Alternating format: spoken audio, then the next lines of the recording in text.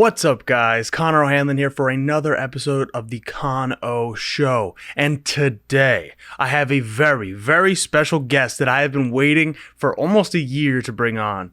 I reached out to him, I remember in the beginning of the pandemic, we had something kind of fall through. And then last week, Ben Dixon said he can come on. So this week, I have Benjamin Dixon on the show for an interview, and I hope you guys enjoy it, and we're going to dive right into that right now. But make sure to head on over to the subscribe button down below and hit that Patreon link in the description below if you would like to support the show. We would really appreciate it. So without further ado, enjoy the show. Joining me today, I have Benjamin Dixon, who is a political podcaster, a YouTuber, progressive. You've probably seen him all over on Twitter, on YouTube, Facebook. I mean, he's everywhere. So, Ben, I want to thank you for joining us this week. And go ahead and introduce yourself if I didn't introduce you. Oh, no, man, that was plenty. Thanks so much for having me, man. It's a pleasure.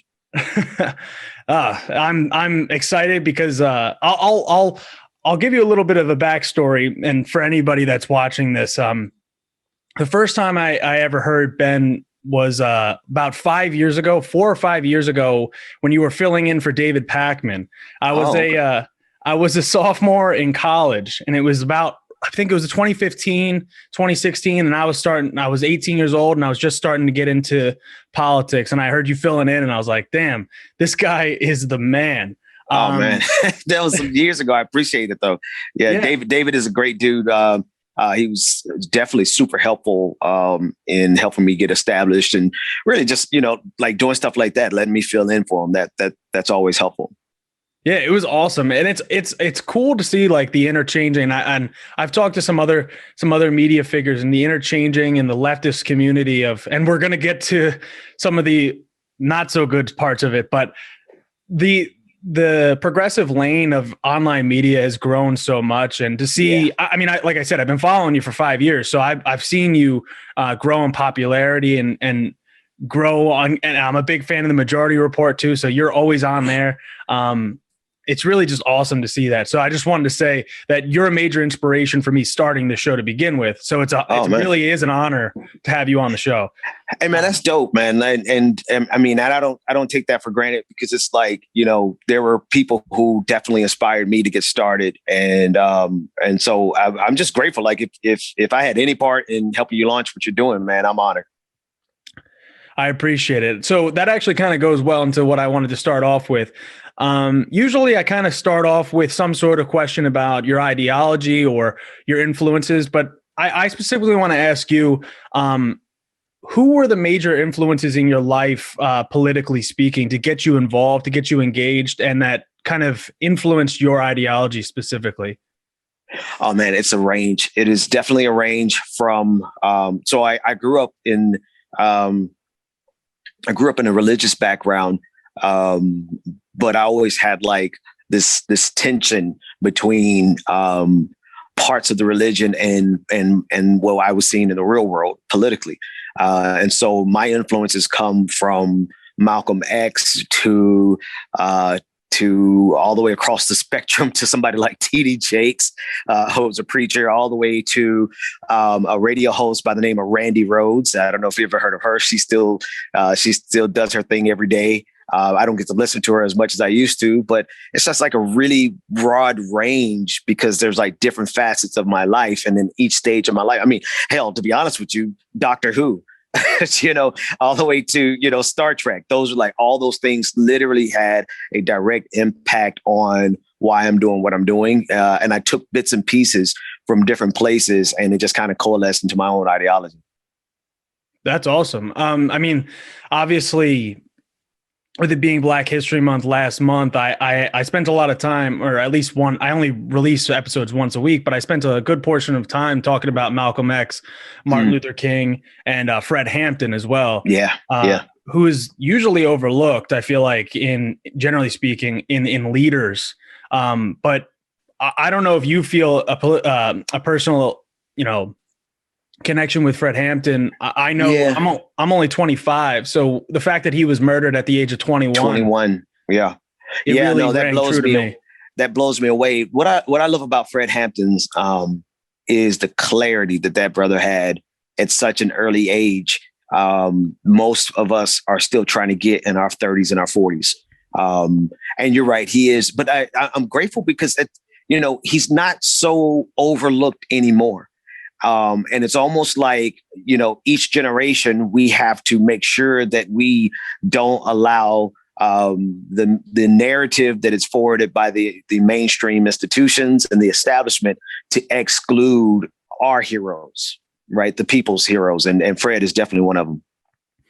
Yeah. And I mean, I think you can see me. So it's, I'm a young white dude from the suburbs. So to me, I was never taught about, some of these more radical leaders. And over time, I've just grown so much affinity for them. And it's just, I don't know. It's well, because they speak with a clarity, or rather they spoke with a clarity that you just don't get anymore. Like you don't get that clear-eyed view of what's really wrong in the world. Focus on the greed, focus on capitalism, focus on imperialism, focus on the stuff that we're told is good, right? We're told that greed is good. We're told that capitalism is good. We're told that imperialism is, we're just spreading democracy abroad. And then to take a look back and see that there were people, generations before us, like Fred's case, just a few decades before us, who understood that at a nuanced level. And then you realize that's exactly why they don't want us to know about it. Yeah. I mean, it's a danger to the status quo, as always. So there's a lot of different ways we can go from here, but I guess you've been in this game for a longer time than I have.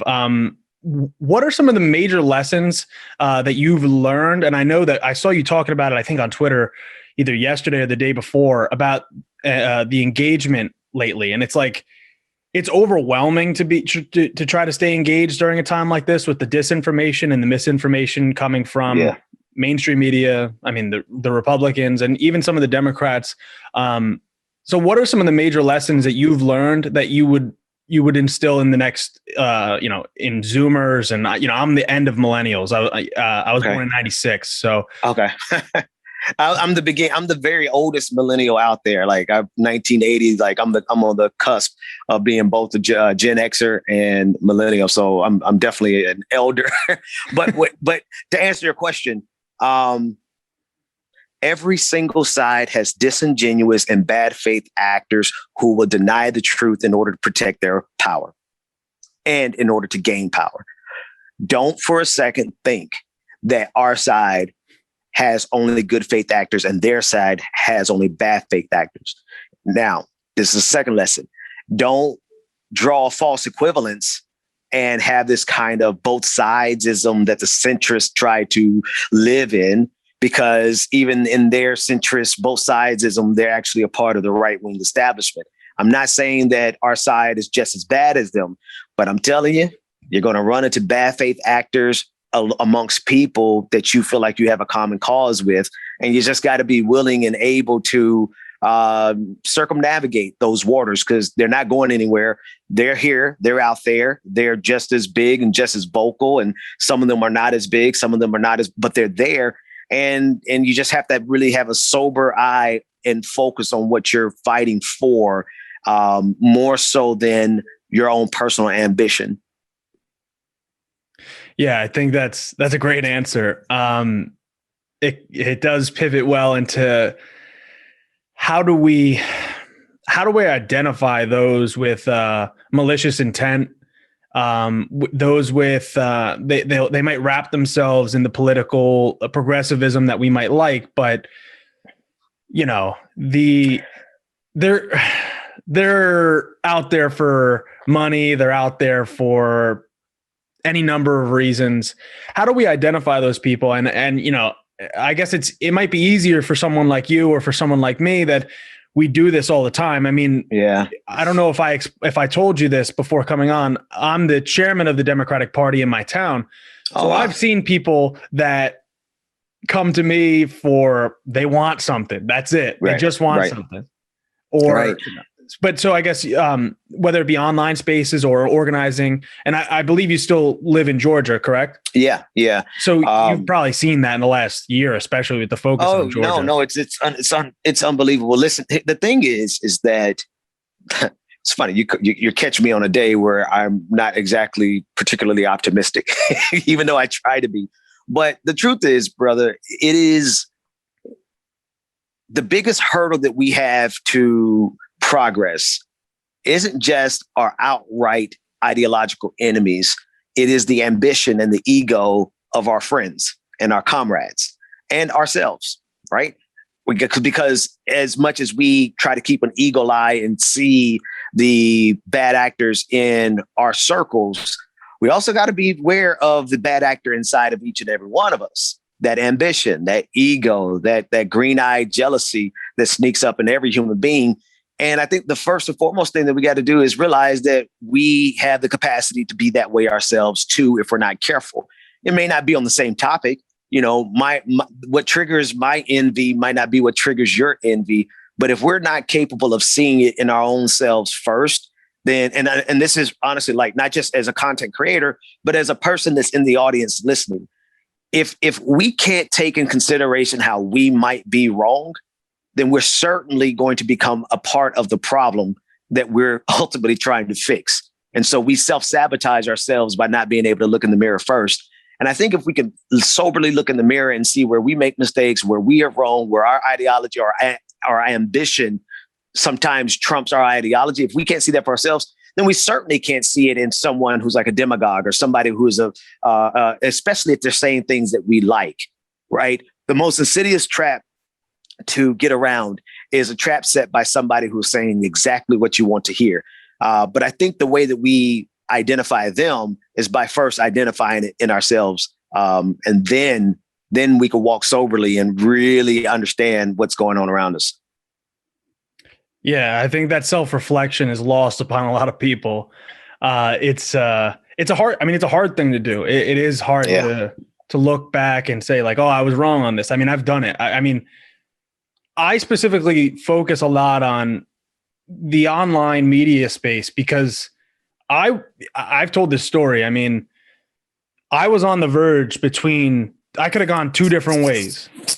And Bernie Sanders' campaign came at the right time. I found the right people at the right time to guide me. Because I came from a place of privilege, and being a young white dude, if you're told that and you've never reflected on it, you never said, oh, well, I never had to worry about a house. I never had to worry about food. I never had to worry about all these things.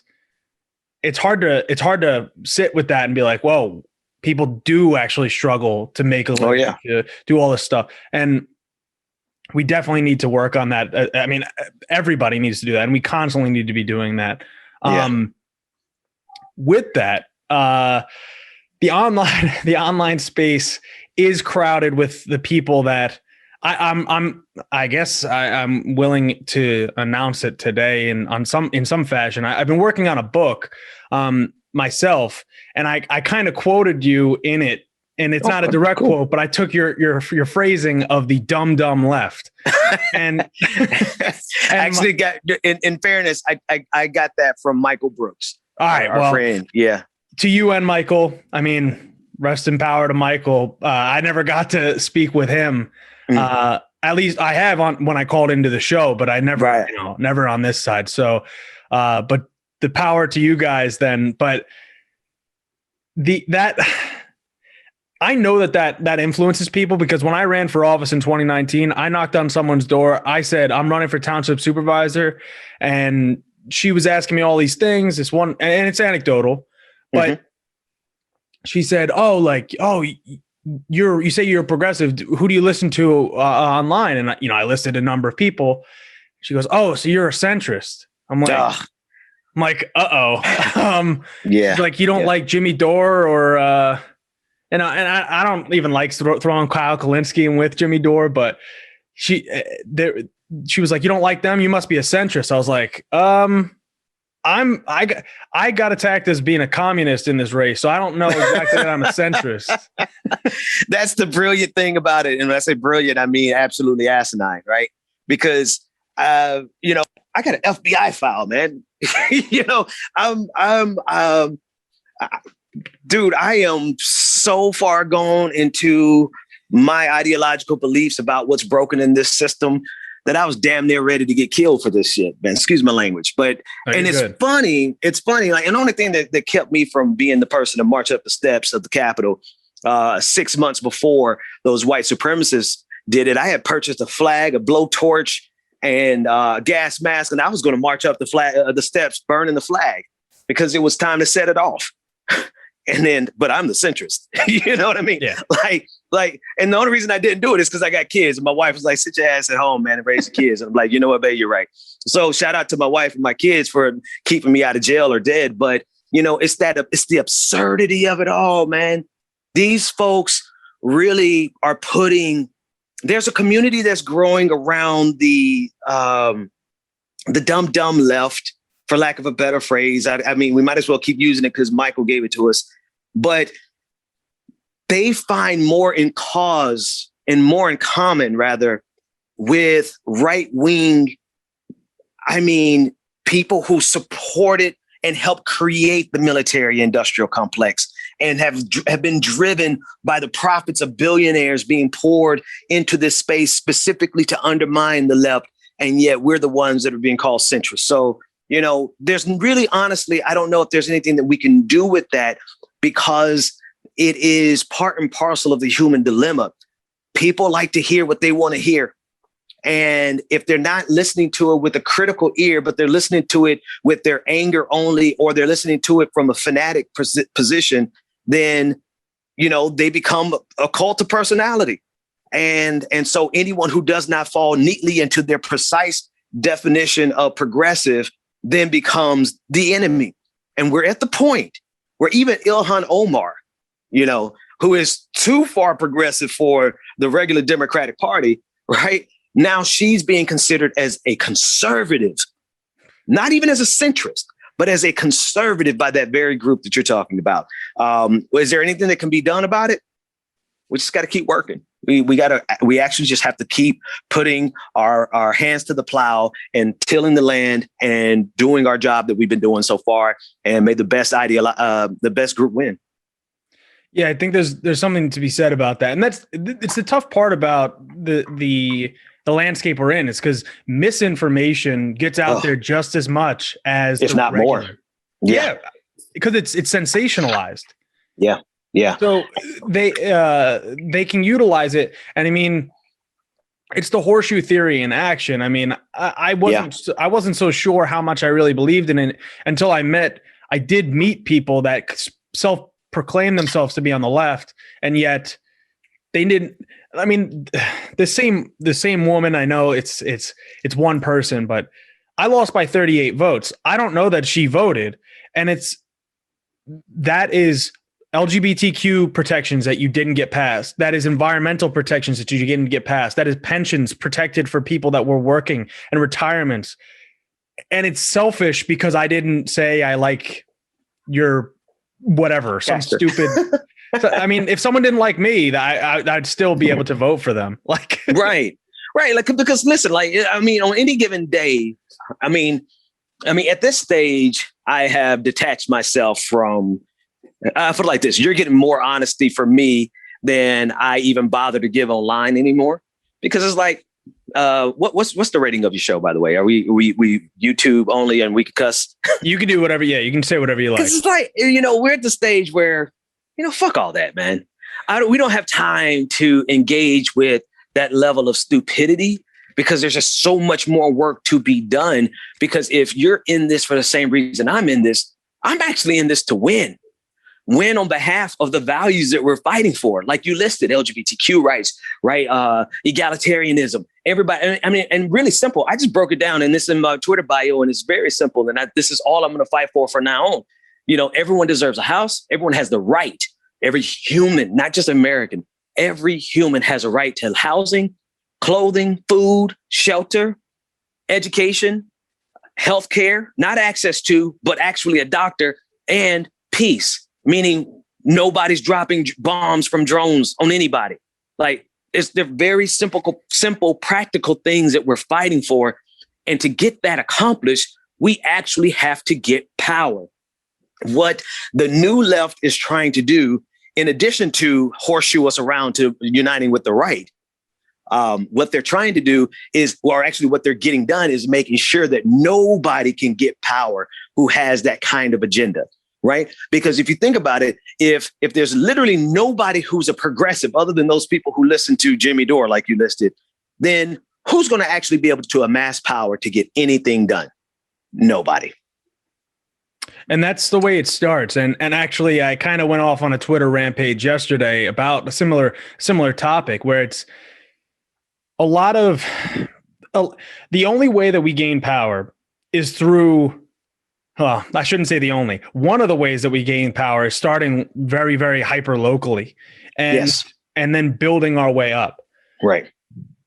Go ahead. No, I was going to say, I've been saying, and to hear you say that you're like your local party chair, like that's not nothing.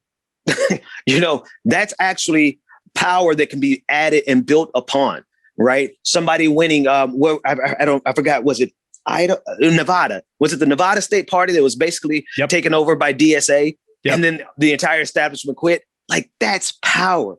But let everyone else tell it it's not actually power because for whatever reason, they didn't do the particular strategy that the new left that's merging with the right says that we should do. It's exactly my point is the institutions are there for the taking. And I don't mean this, like I'm telling you, like if you're a centrist Democrat and I live in Bucks County, Pennsylvania, that's where I operate with this stuff. In Pennsylvania's first congressional district, Brian Fitzpatrick is our congressman.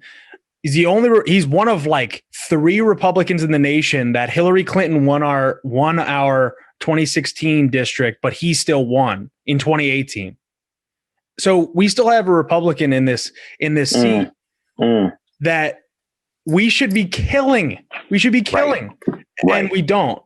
Because we play and we bow down to it's done. And I'm telling this to you, if anyone that's watching this somehow and doesn't know this, leftists need to take the reins of power from the hyper local level, build it up.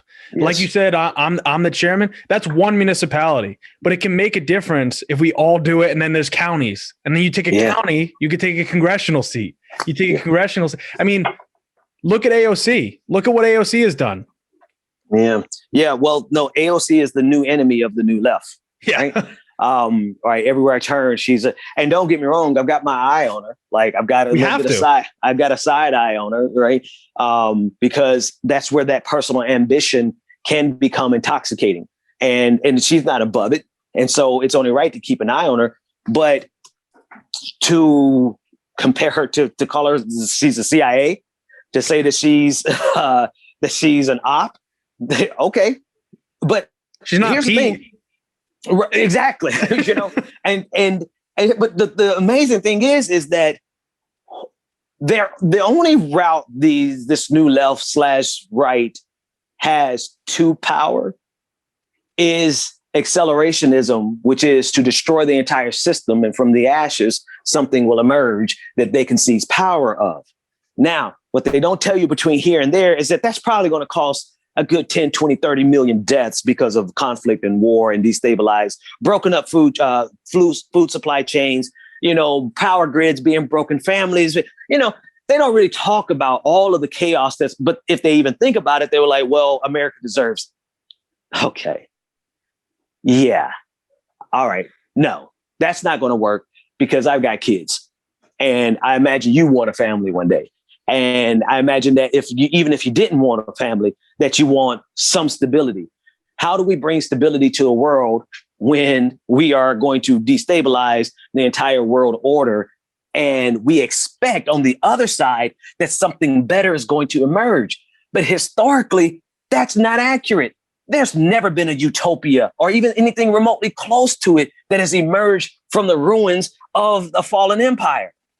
Not to mention a fallen empire that has nuclear weapons.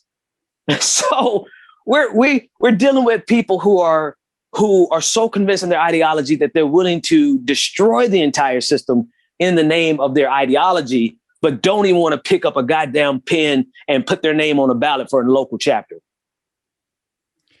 Yeah, and it's never, and look, you and I both can have critiques of, like, let's say the COVID relief bill, right? We can always have, oh, it should have had the $15 minimum wage. It should have had an expansion of Medicare to people. It should have had a million different things. But when it comes to, like, if we got past a public option tomorrow, I'd be really happy. Right. But then the fight for the next thing comes. We don't, and this is kind of where we throw everything out and we keep the status quo. And that's why the horseshoe and the accelerationist stuff doesn't work. It doesn't work because it just keeps the status quo. It always does. And the status quo in this case, though, is the exact opposite. And actually, I would say it won't even be, I don't even think it would be the status quo unless right now we have a pretty fascistic system, right? In terms of the total control, the control of the media, corporate dominance of everything.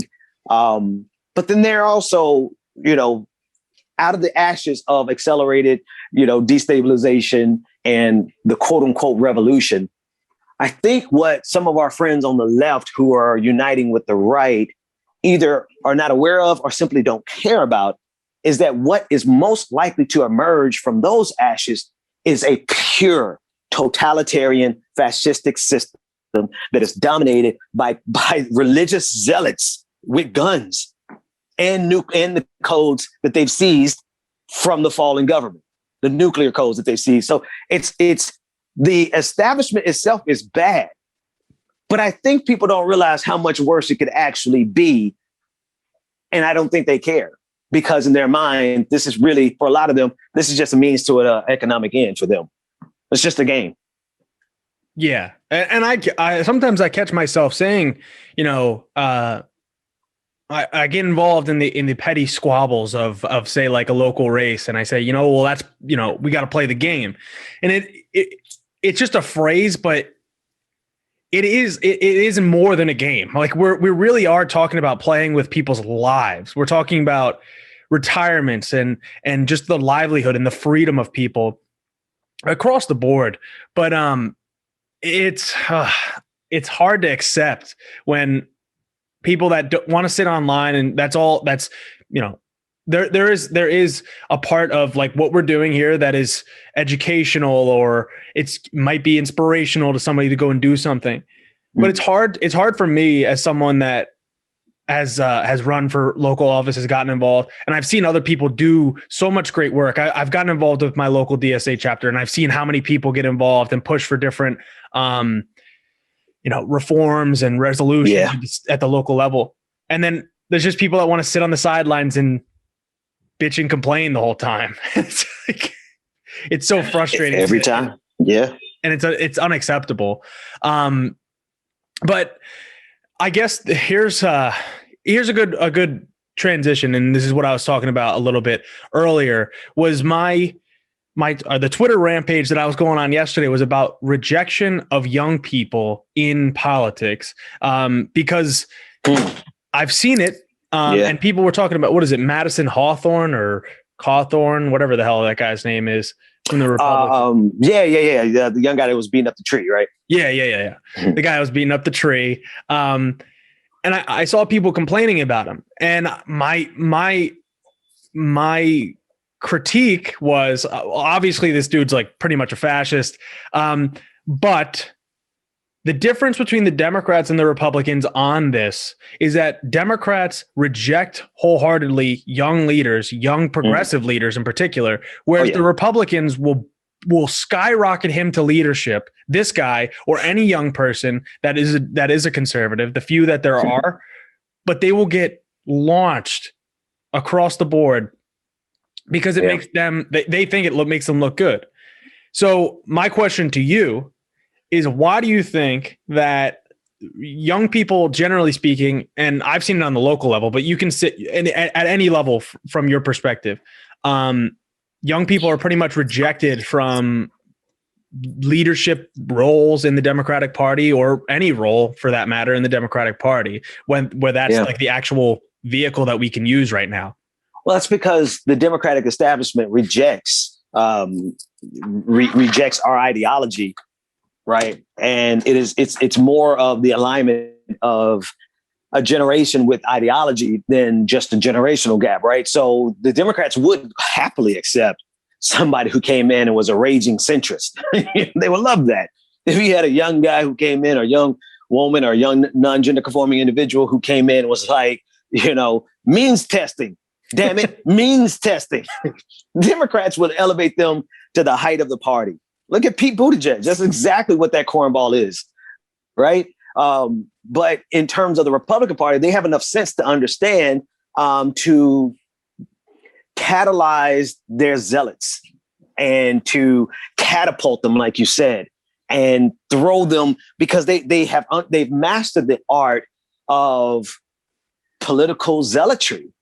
That they played with it for years. They danced around it for years with dog whistles.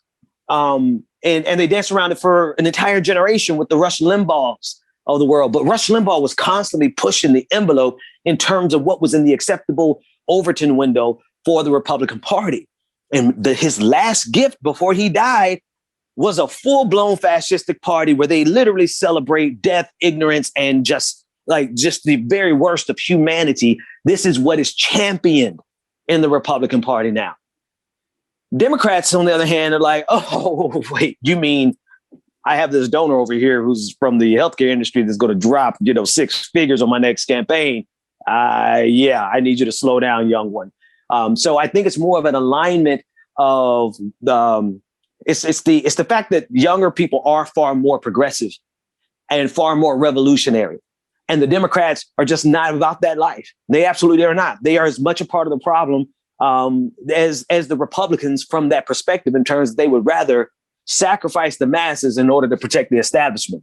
For Republicans, the way they protect the establishment is by uplifting psychopaths like Marjorie Taylor Greene. Oh, yeah.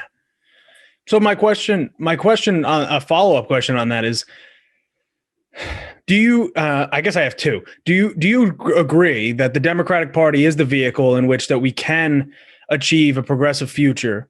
And if so, how do we get young people to get involved and do what the Nevada DSA did, or any number of progressive groups have done? I don't believe in any institution anymore, any institution. But my non-belief in those institutions doesn't change the fact that they actually have and maintain a grip on a significant amount of power. And so while I loathe the reality that we have to work through the Democratic Party to seize that portion of this political institution, we also have to have the outside game as well, right? And so you're doing it exactly right. And I've had episodes years ago where I was telling people, I'm like, run for your local chapter. Run for your, the local chair. Those things are not insignificant, right? Those things do amass power. It takes a long time. And what you're going to find out is that from the inside, you're going to face as much hell and pushback and subterfuge and just deceit and, them collaborating against you to destroy you.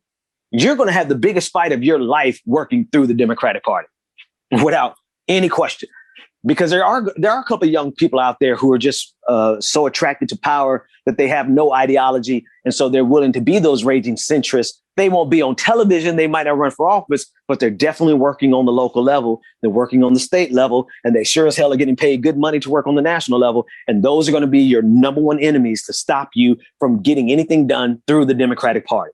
It's not going to happen without a significant fight. But if we don't fight it, who's going to stop the Democrats? Who's going to stop the Republicans? They have the power to maintain power.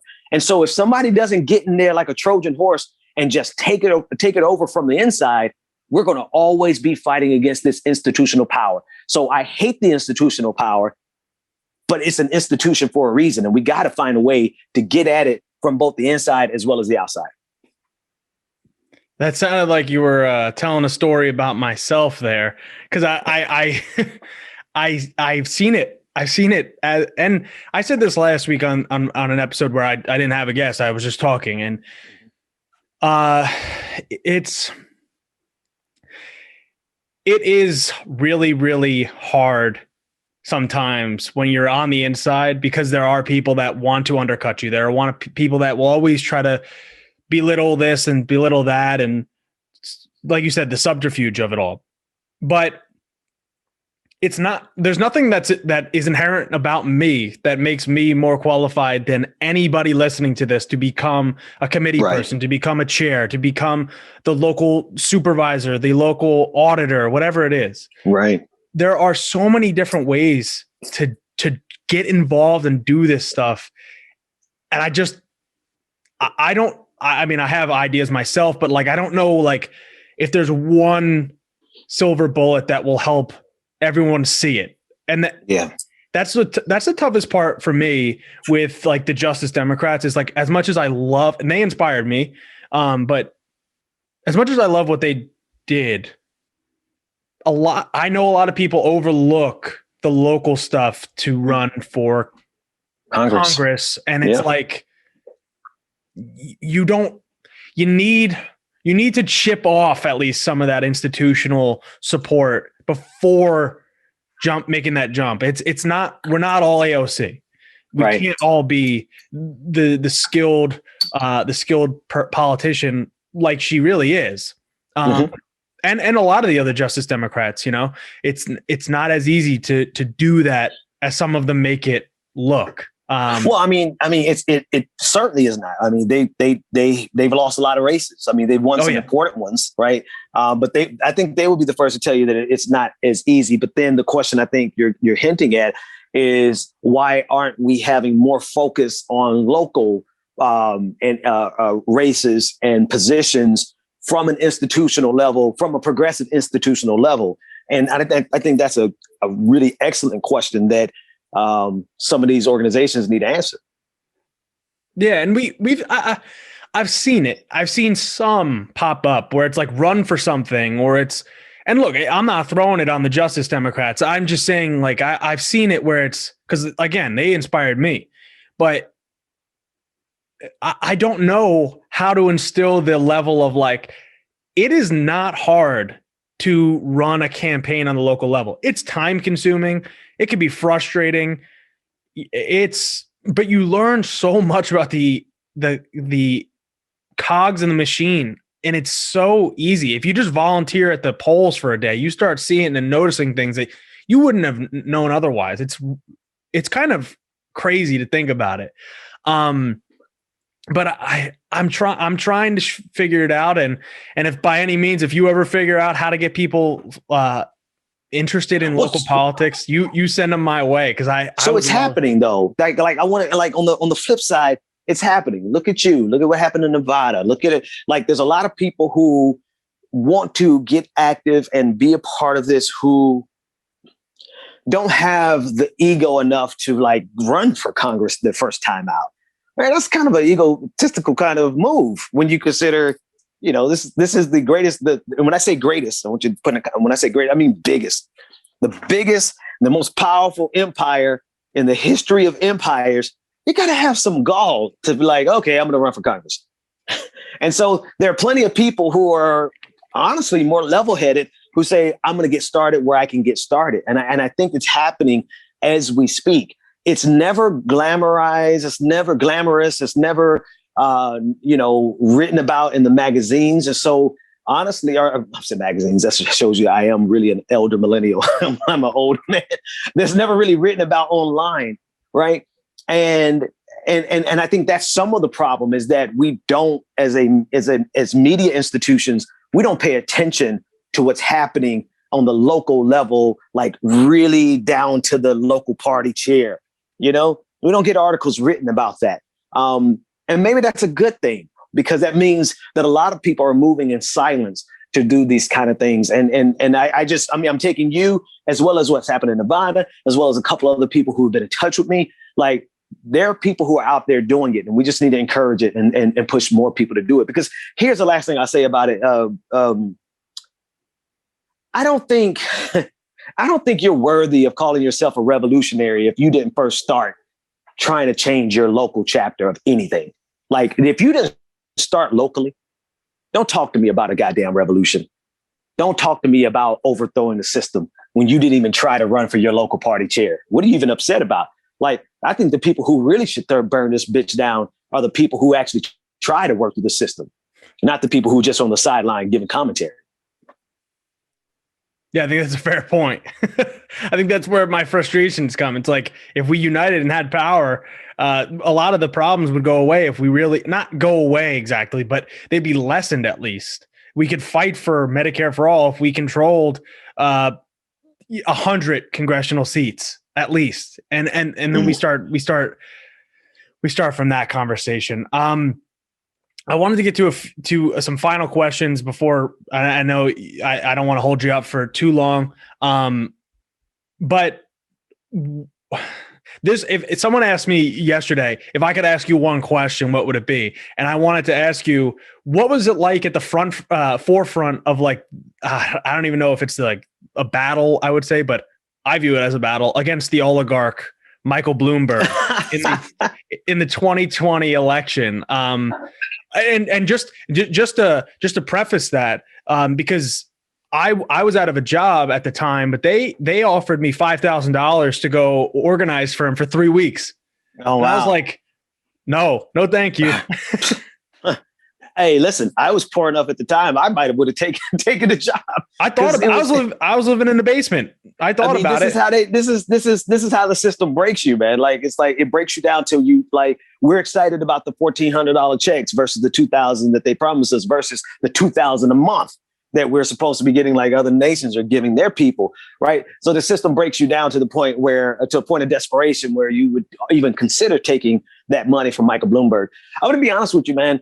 It was the most basic research that led me to that audio.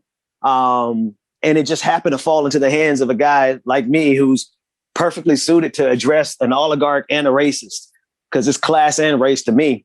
You know, it's class and race, neither to the detriment of the other, in terms of this political fight. And so it was, be honest with you, it was a blessing, because before that, like, you know, see, this is why. That's why I say fuck those people, man. Because I did this for 5 years before I made a dime off of this.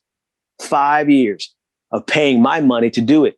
I was paying more money to be hosted as a podcast on the podcast system I was on than I ever made from the podcast. And I kept at it. And I just kept doing it because I believe this shit, right? So motherfucker, everybody who's like, oh, he's just this. No. Let me see how many of them will put 5 years in the game simply because they believe what they're saying. And so finding that information on Michael Bloomberg really did turn a whole lot of things around for me, because one, it was the perfect message suited for me, because we cannot allow our country to be dominated by oligarchs ever again, especially not in the office of the White House, right? If Michael Bloomberg seized the White House, there would be no difference between it's like the ruling elite came down from their pantheon and sat in the White House and just removed at least that political figure. Of course, we have political figureheads who are still doing the bidding, but there's a difference between a political figurehead doing a bidding and the actual oligarchs themselves sitting in that seat of power. And so, you know, it was a perfect message for me. And I say I got lucky, but it was really like just some diligent research. It was like only 2 hours of research, and I found all of it and I packaged it up. And it was because I had put so many years in the game that I had relationships with enough people to be like, hey, check this out. Hey, check this out over here. This news outlet, you need to see this. And I think I sent out like, I don't know, 300, 400, 500 messages. And finally it picked up enough steam to take them down. And, so, I mean, to me, it's just more of a testament to just doing some basic goddamn research. And then it's also a testament to the fact that our mainstream media does not do that, because it was sitting there right online for anybody to find. Yeah, you're so right. And I don't know, you like almost sent chills down my spine there, because I was just like, the work that people put in, it's so apparent your passion for this stuff. And it's inspirational to me. And that's why I wanted to ask you about it, because it's like that. I don't know. It makes me think like you're one guy standing up against a guy with billions and billions of dollars. And I know, we had an online people supporting it and promoting this stuff, but it's scary as hell sometimes to put it. I mean, and look, I'm saying this from my perspective. I haven't done anything like that. And I mean, I'm not going to say it was like the single-handed thing that like shot down his campaign, but that was important information for all of us to have and all of us to see. And it definitely did not help him that we all saw it. I mean, I'm going to pat myself on the back a little bit here, but I also got to pat Elizabeth Warren, because when she took that video, the video that I found, by the way, no, I know. Shit, that's me. No, you can pat yourself on the back all you want. But it was, and this is what made Bernie Sanders at that debate, the debate that went immediately after I broke that story. Bernie Sanders had the first go at Michael Bloomberg, and he let that man off the ropes. And I was like, holy shit, Bernie, you should have closed the deal. But here comes Elizabeth Warren. Well, she had absolutely no problem getting that man up against the ropes, and she used that video. And she just pummeled him in that debate to the point where he looked like a weak, incompetent, frail little man-child. And that was the end. I mean, of course, he had enough money to sustain himself, but that was the end of people being interested in him. And so, in terms of like your broader comment there, it is man, look, it's part glamorous and it's an enjoyable ride. But it's also a very vulnerable ride when you realize you really are dealing with people who could, take his pocket lint and just completely shut me down. Like, so it's kind of like good sport. He was a good sport because they made a pass at trying to, the first day out, they tried to attack me personally. And they're on CNN with it, and they came with their guns blazing. But that didn't resonate with anybody. And so if he wanted to, he's got enough money to pull up anything on me that he wanted to pull up and try to destroy my character. Thankfully, I don't have a whole lot in my background that he could use against me. But I'm just saying these things because these are the type of things that people are faced with, right? Let's up the ante. Let's talk about if you get information on the military industrial complex. Look what they do to you. Look at Reality Winner. They literally destroy your life. They have no problem doing it. And so I got off easy because it was nothing more than a glamour campaign for him. And so he was like, all right, fuck it, I lost. And he bowed out. But if you do something for real where it's you actually break, look at Edward Snowden. I'm not a huge fan of Julian Assange, but fuck, look at what they do with Julian Assange. Like, this system has no problem whatsoever destroying you. And you gotta have a community that supports you and protects you. And well, later on in that narrative, you find I don't even have that community anymore because, like the left thinks I'm a sellout now, but it's okay. It's all good. So it's a lonely road out here, but it's also, if you really believe what you're saying, you don't give a shit. You don't care. My wife was so down. My wife is down. Like, the only thing she didn't want me to do is go march up the steps of the Capitol burning a flag. But in terms of the work that we do on an everyday basis, she's down for the cause too. So it's like, if we're out here by ourselves, fuck it. We still got to do what we got to do. Well, I'll say this as somebody that is a fan of yours. You're not alone. There's plenty of us that still really love you and the work that you're putting in. Appreciate that, man. And I even like it. Sometimes I'm waking up and I see the videos on Twitter, you working out. I'm a power lifter. So to me, I'm like, all right, now I got to step my game up. And now I'm just, it was one of two things. I was either going to get even bigger in the pandemic or get this shit together. And so, I managed to go the opposite direction that most people are going in the pandemic. So it's a matter of keep it up now. It's like, keeping up and going a little bit further. So got to get some shoulders like you got going on over there. Well, thank you. So I'll finish up with one final question, if I may. Sure.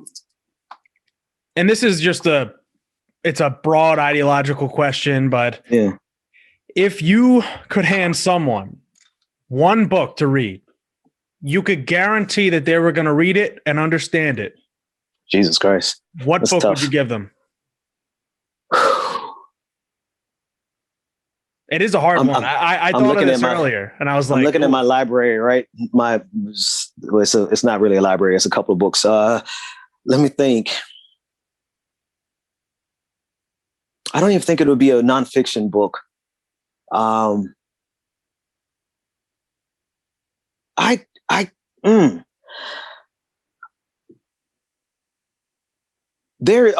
No, it is a nonfiction book. And I got to go all the way back to one of the first books that really kind of sparked my mind in a very specific way. And mind you, when I went back to read this book, it's called The Community of Self by Dr. Naeem Akbar. He was a professor at Florida A&M University. And when I went back to read the book recently, I was like, not really a book that I would read again. But when I read it, I was about 24. And it really connected the dots for me in ways that it just kind of, it did something for my synapses. It just kind of really elevated my way of thinking about myself, about who I am as an individual, all the different parts that make me, me. And it was more of a book about self-reflection. Then it got to some stuff that I was like, I didn't agree with politically or ideologically. But the first part of that book, really for a person who hasn't done a whole lot of reading, it's a really short book. And if you're like a person who doesn't have a lot of time and isn't, like steeped in theory and rhetoric of any kind, I would definitely say start with that book, the first couple of chapters, because it teaches you about you. And I think what we do wrong is we jump right into theory. And, of course, I could say like the Communist Manifesto, right? That's another easy read that's really easy to understand. But when you don't have an understanding of yourself and you first start with trying to have an understanding of the world, I think you leave yourself vulnerable to demagogues who will preach to you what they want you to hear versus what you are establishing for your own self-identity. So it's not really a book that's a political philosophy book as much as a book about self-reflection on yourself. Now, if you're older and you've been doing a whole lot of reading, you probably will read that book and be like, I'm good. But if you're in an age where you haven't done a whole lot of reading and you're trying to discover just another way of thinking, I would say the first couple of chapters of that book really changed my life. So, one other thing. There is a poem that I learned in third grade that was written by a jingoist racist. I hate to even mention it, but I swear to God, every other day, something happens in my life where I remember that poem and I'm like, yep, Rudyard Kipling told me that was going to happen. And if you don't have time for a book at all, it is the most basic poem that you learn in elementary school. But God damn it, every other day, life has proven that poem to be so true. And it's if. Everybody learns it somewhere around second grade, third grade. But just keep it in the back of your mind, because I swear to God, the more you try to change things in society, the more you realize that you deal with people who are going to lie on you, and you don't have the luxury of dealing in lies.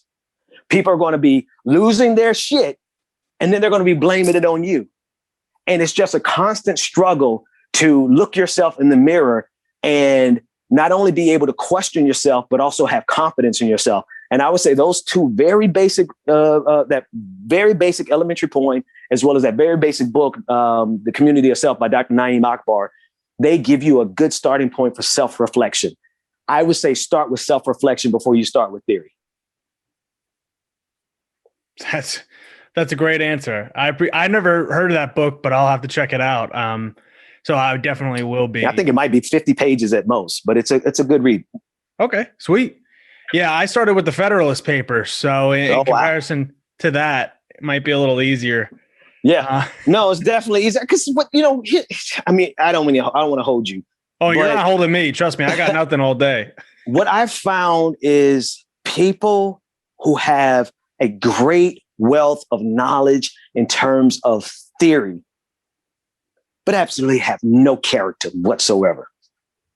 And that's how we get where we are right now, where people can see some philosophical identification with our oppressors, because everything about the right in this country is directly connected to the oppression that we claim to be fighting against.